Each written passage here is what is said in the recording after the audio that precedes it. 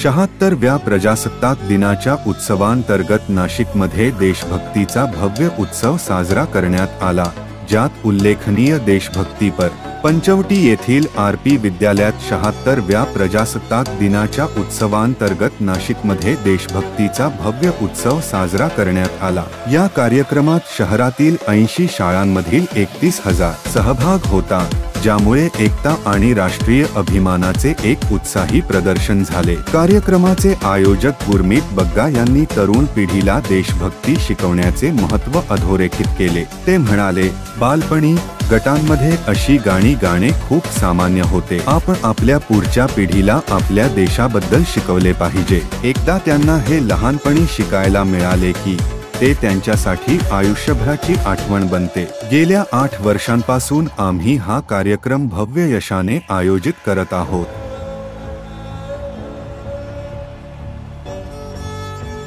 आपण सर्वांनी आता एक खूप सुंदर गाणं म्हटलं, बलसागर भारत होवो, आणि तो बलसागर भारत कसा होणार तर त्याच्यासाठी आपले जे प्रत्येक शहर प्रत्येक जिल्हा आहे तो सुद्धा बलसागर व्हायला पाहिजे। आपण काय करू शकतो तर बलसागर नाशिक करू शकतो, आपल्या नाशिकचा विकास करू शकतो।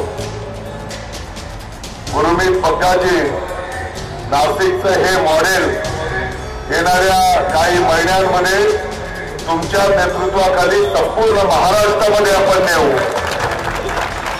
आणि याचं अनुकरण महाराष्ट्राच्या प्रत्येक शहरामध्ये मला वाटतं की देशभक्तीची ही मशाल पेटवण्याचं काम लहान विद्यार्थ्यांच्यापासून आपण त्या ठिकाणी सर्वजण मिळून निश्चितपणे करूया।